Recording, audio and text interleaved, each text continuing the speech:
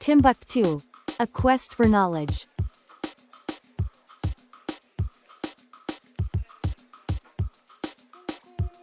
Timbuktu is one of the most storied cities in the world.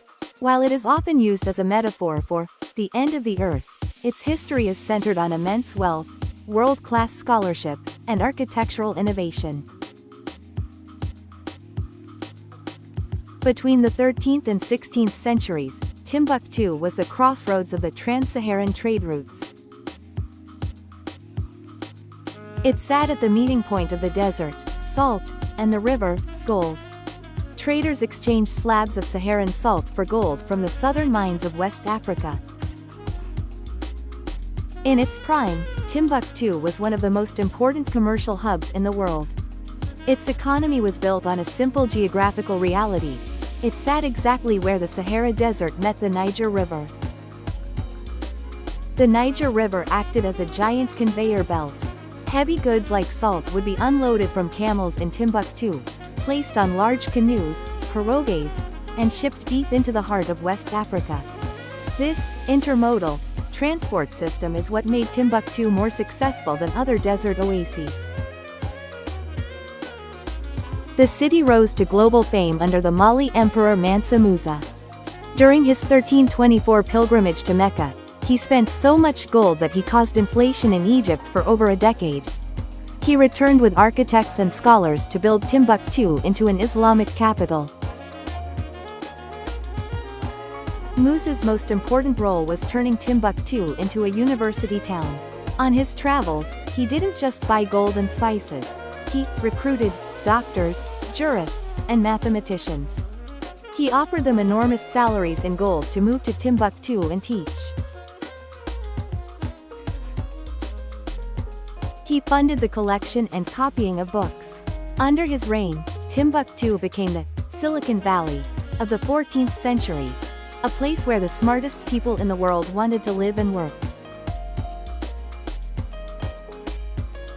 Mansa Musa didn't just spend money, he bought talent. He hired Abu Ishaq al-Saheli from Granada for 200 kilograms of gold to design the Djinguereber Mosque in Timbuktu. Djinguereber Mosque, built in 1327, it is the city's oldest mosque. It features a unique design with wooden beams sticking out of the walls, which serve as permanent scaffolding for the annual replastering of the mud walls.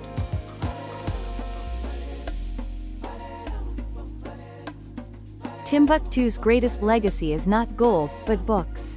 By the 15th century, it was a massive intellectual hub.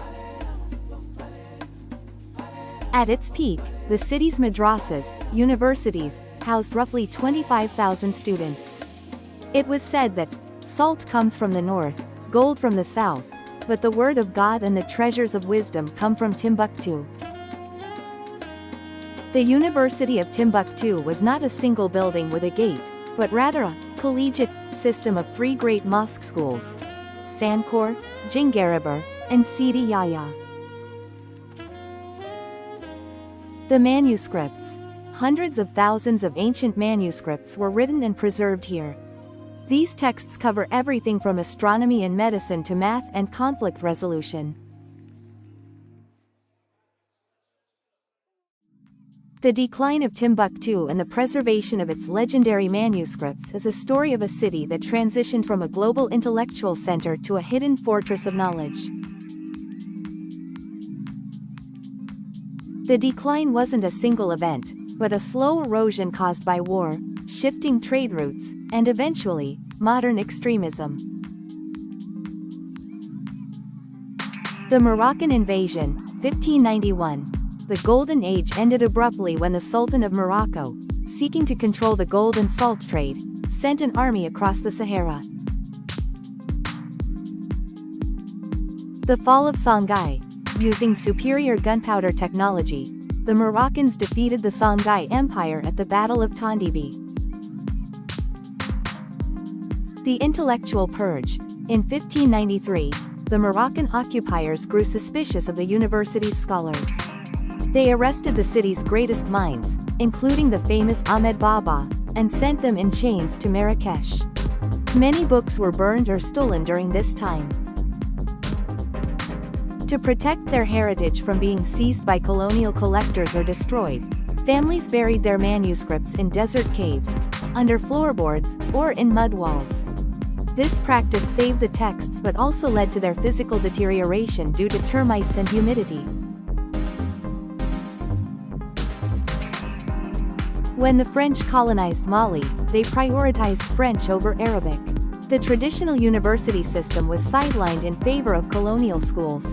The stark visual difference between the ancient mud brick mosques like Djingaribur and the new French administrative buildings. The literacy shift. The push to replace traditional Islamic scholarship and Arabic script with French colonial education. The French introduced the École Franco-Arabe, which aimed to shift the medium of instruction from Arabic, the language of the manuscripts and trade, to French. This created a generational gap where younger Timbuktuans could no longer read the works of their ancestors. The Black Frenchman ideal. Curriculum centered on our ancestors, the Gauls, forcing Malian children to memorize European history while their own imperial history, Mansa Musa, Sundiata Keita, was relegated to myths or ignored entirely. One of the most effective forms of erasure was the academic narrative that Timbuktu was a lost city that only gained meaning once discovered by Europeans, like René Caillier. French writers and photographers portrayed Timbuktu as a ghost town swallowed by sand. By focusing on the decay, they ignored the living libraries and the fact that families were still actively studying and preserving manuscripts in secret. As the winds of decolonization swept across Africa in the late 1950s, the leaders of French Sudan, modern-day Mali, sought a way to gain sovereignty without losing regional unity. The story of Timbuktu is one of the most resilient examples of human intellectual survival. After centuries of imperial glory, colonial erasure, and modern conflict, the city of 333 saints remains a global symbol of African heritage. Under the Mali and Songhai empires, Timbuktu was the intellectual capital of the world. It was a place where books were worth more than gold, and scholarship was the city's primary export. It proved that Africa was not an oral-only continent, but a sophisticated, literate society that led the world in subjects ranging from mathematics to human rights. Since Mali's independence, Timbuktu has transitioned into a global symbol of heritage. Despite modern threats from climate change and political instability, the city has successfully digitized its ancient manuscripts, ensuring that its history can never be erased again. Timbuktu today is no longer a mythical or lost city. It is a living archive that continues to correct global misconceptions about African history. The ultimate conclusion of Timbuktu's history is that intellectual sovereignty is the highest form of independence. While colonial powers could control the land and the currency, they could not control the hidden pages.